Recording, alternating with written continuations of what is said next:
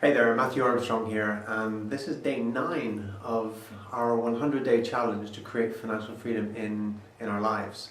And if you've watched this far, then you're on the path. You're on the path to watching financial freedom, to creating financial freedom in your life. And it's got to a point now where I'm just getting some breakthroughs right now myself. So if you've been watching this far, I'm sure you've been getting some breakthroughs as well in your own mindset to create this financial abundance in your life, so you can just kind of be more of who you truly are at your core, be a grander version of yourself. That's what's really all about.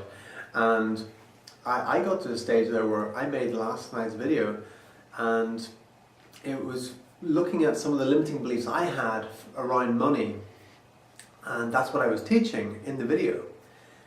I woke up this morning and I woke up irritated. I woke up agitated. I woke up going, oh, that video was crap last night, I'm not going to even upload it. And I was just agitated and irritated the whole day, and I could not work out why. And then this evening, I said to Victoria a few times, there's something going on with me. I don't know what it is, but there's something going on.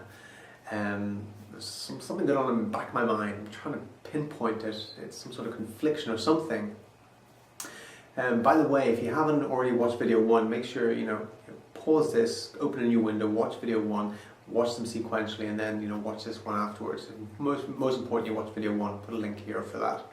And so then then Victoria said to me, said, well, what's going on? She started questioning me. She started asking me some quality questions.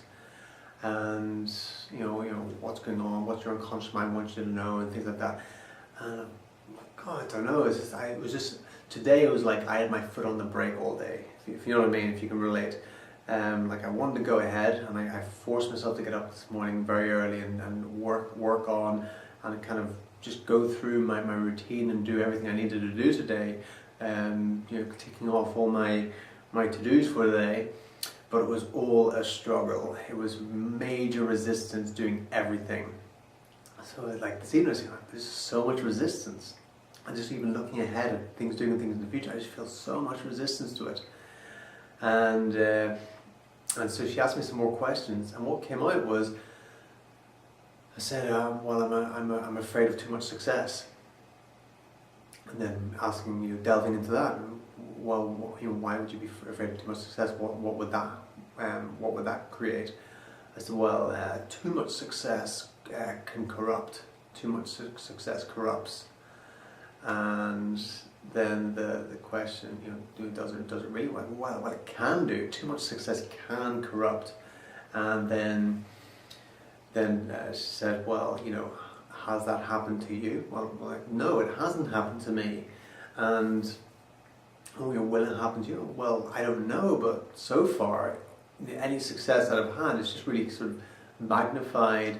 I've just been able to help more people and have a more positive impact on my own life and on the people around me's lives and on the world. The more successful, whatever success is for you, we can define that again in a future video. But yeah, so I thought, okay, the more successful I become, so suddenly I got this switch where I thought, God, that's an unconscious limiting belief that I had, that too much success corrupts. So what's going to happen if you connect success to having money and money to having success and things like that, and you believe that too much success corrupts? You're going to do everything in your power to not be successful because you don't want to be corrupted, right?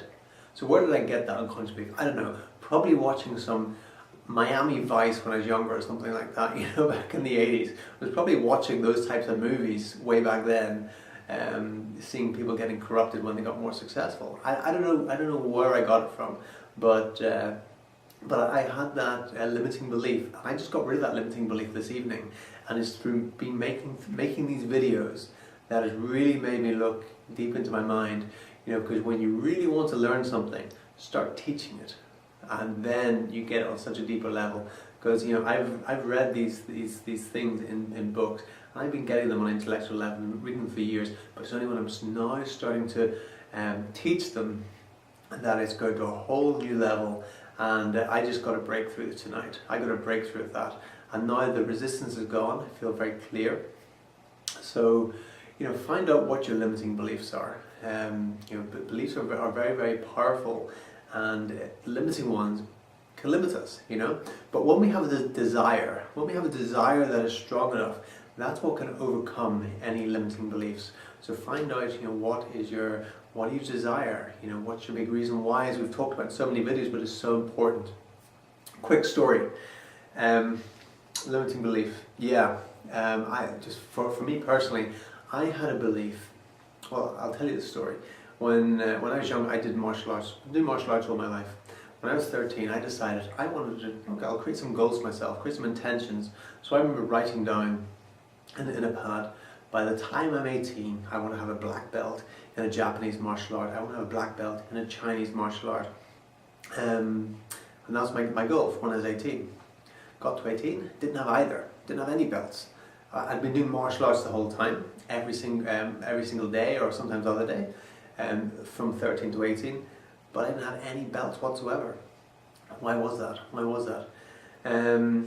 Well, I'll get to that in a moment. So then, when I was 23, I was training over in Japan doing martial arts, and suddenly I decided that I want to teach this. This is awesome. I want to be able to go and teach this to other people, what I'd learned. And so suddenly, as soon as I made that decision in my mind, I want to teach this, I suddenly had a black belt put in my hand, like within a space of a few weeks.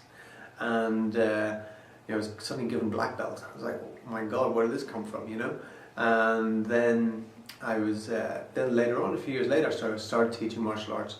So then a few years later, I decided, I want to teach Tai Chi, because I did Tai Chi, I practiced Tai Chi, I enjoyed doing it. I went to some classes and I wasn't actually that pleased with some of the classes I went to. I thought, it could be done a lot better than this.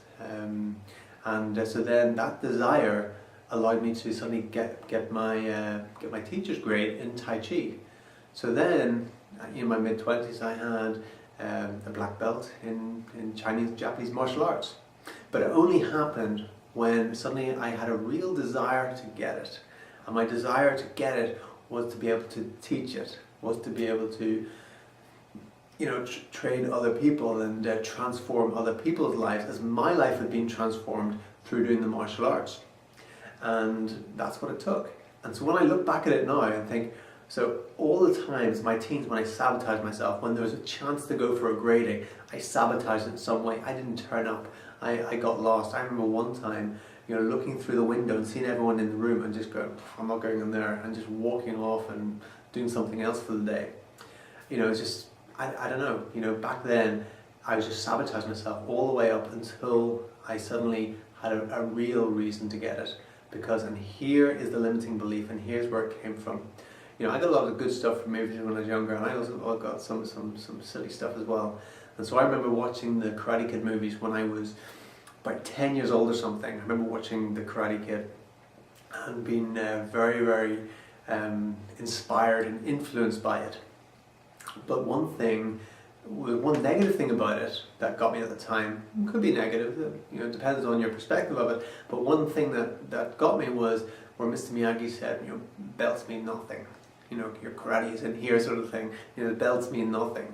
So from that, I suddenly got a limiting belief that belts mean nothing, and if I were to have a belt, it means that I was like a hollow sort of shell, or I wasn't coming from the heart or something like that. So that's what I had, that belief, that limiting belief, that I didn't want to get graded. I didn't want the belts because that's not real martial arts. That's just look at me sort of thing. And so that's why I limited myself for so long about not getting any grades or belts in martial arts. And I only shifted that when I had a desire that was bigger than myself. So there's lots to take from that, to get rid of the limiting beliefs. So what limiting beliefs do you have? About anything. Get rid of them by having a desire that is strong enough, a desire and a cause that is bigger than yourself. And by doing that, then you'll get it. So that is it in a nutshell. That is it in a nutshell. Limiting beliefs, get over them. Sometimes you just need a desire big enough. Teach what you want to learn, and you'll get things at such a deep level. And if you haven't already done so, click on the link below, join our team, watch an amazing video, and we're in the process of creating financial freedom. Doing this video challenge is a phenomenal thing to do. So if you are already in the team, make sure you do the video challenge as well, as the team is growing very, very fast now and things are coming along very well. So much appreciation to everyone, and keep watching. Even if you feel resistance to this, like a lot of people have felt resistance to this video series that I know, and that's cool. But if you feel resistance, if you have an aversion to it, you probably need to watch it more than anyone. Okay, that's it from me. So remember to click on the link below, join the team if you haven't already done so, and look forward to speaking to you tomorrow in the next video. So make sure you tune into that.